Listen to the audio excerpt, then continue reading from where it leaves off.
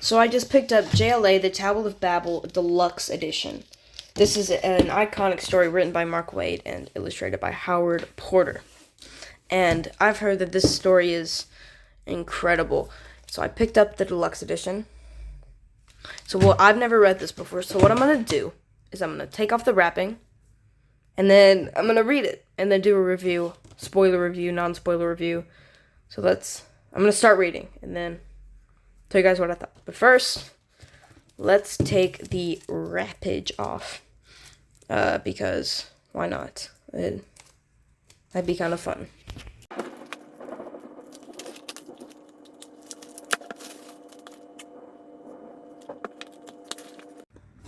Time to do the review.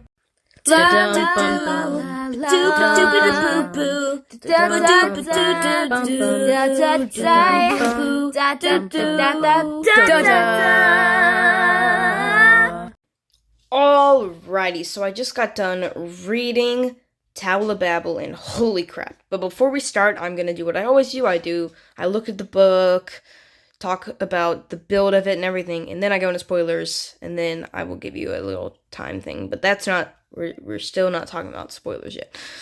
So I want to mention before we start the overview, this is a deluxe edition, so it is bigger than your average hardcover. It's like the size of an omnibus.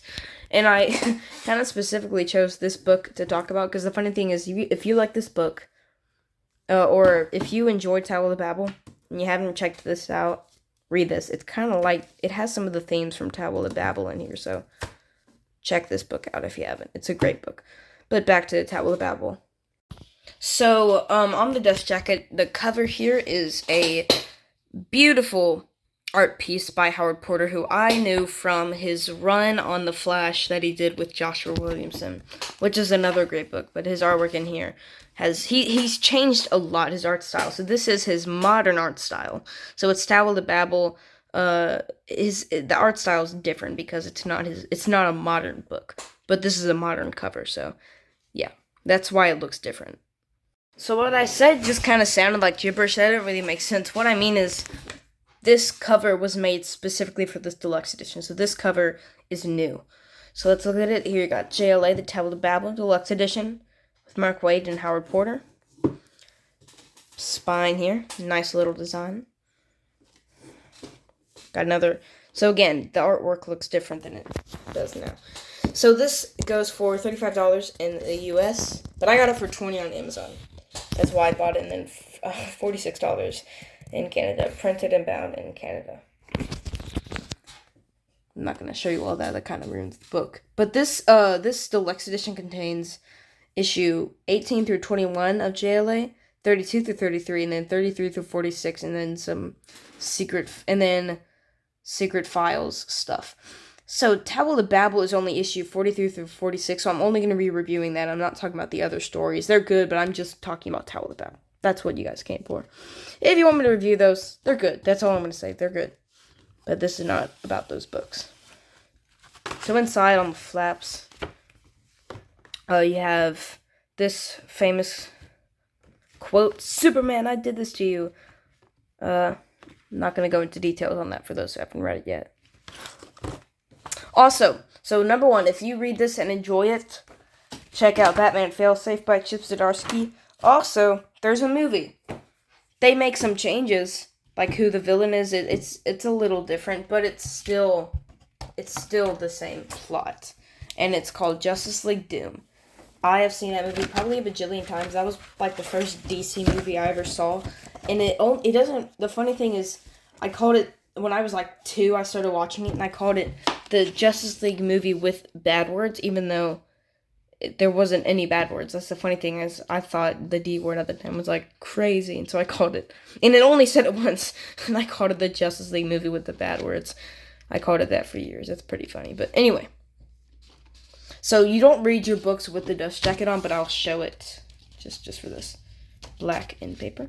Oh, forgot to show you this. So you got this famous cover here by Howard Porter. Same spine, and then another Howard Porter issue there.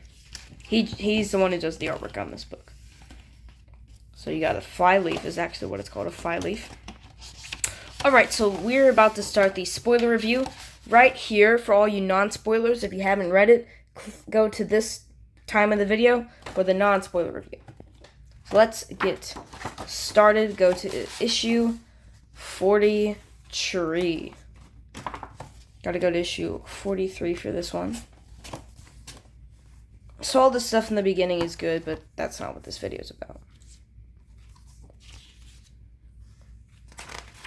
Alrighty. This is when the book begins. And obviously I heard that this was one of the best Justice League stories. And so when it was like $20 on Amazon, I was like, yes, please. So I got it with my allowance money. Because it was like $20.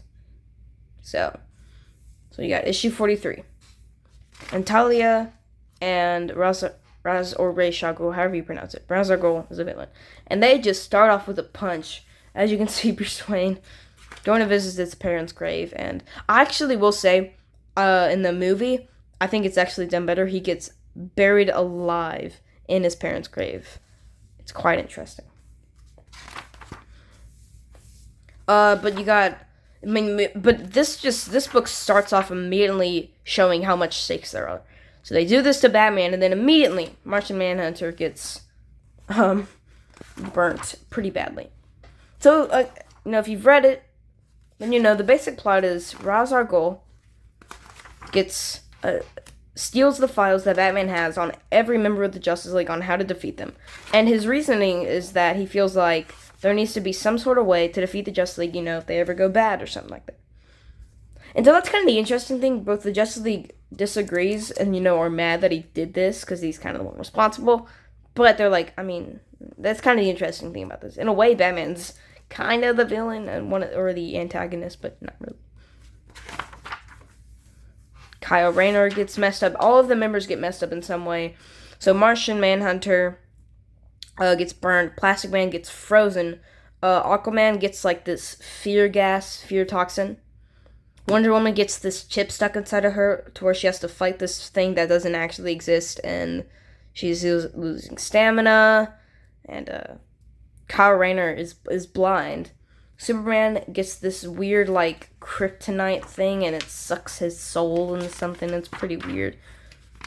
And, you also have, I think that's all the members. Yeah, okay, that's everybody. Hope I'm not forgetting somebody there. Yeah, Martian Manhunter, Wally West, so yeah, all the members get weak. This is what Superman ends up looking like in the book. And so, they solve everything, and it's like, what do you do with Batman? It's like, do you keep him on the team? Even after he did what he, just did? Because he was really just doing it as, a protection for, if the team ever does turn evil. Which, and if you've read, Injustice, you're like, yeah, there's valid reasoning. But this isn't obviously in the Justice League universe. Injustice universe. This is during the Grant Morrison, Jeff Johns run. Not Jeff Johns, but Grant Morrison run. There's an omnibus of this run, but it just contains the Grant Morrison stuff. So this kind of, all this is pretty much just a Mark Waid compilation.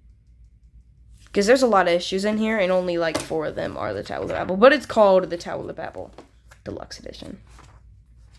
So all this stuff in the beginning has nothing to do with the Tower of Babel. The story itself is pretty short. Oh, and then there's Flash, who gets this weird, back, it messes up his spine, and he has to, he's just sitting there, and it feels days have gone by. Or, a lot of days. It's torturing him into thinking he's just sitting there for days. Pretty messed up stuff. And so, they end up defeating Ra's, getting the corpse of Bruce Wayne's parents back. And then they have to decide, what do you do with Batman? Is he allowed on their team still? Batman just kind of leaves.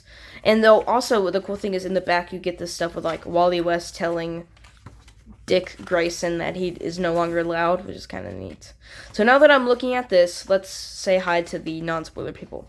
Hey, non-spoilers. So we are back, and I'm going to talk about my non-spoiler review while we're looking at the variants here. So overall, this is one of the best Justice League stories of all time. It's dark, and it works as both a great, a Batman, story, but it's a Justice League book, and yet it kind of works as a Batman book. And, and showing, everything that goes on in here. Already trying to avoid spoiling. But it is an incredible book, and it's pretty dark what happens to the League in here. Make sure you check it out. And then afterwards, go watch Justice League Doom, and then read Batman Feel Safe. So if you guys enjoyed the video, please consider liking and subscribing. I'll see you guys next time. Goodbye.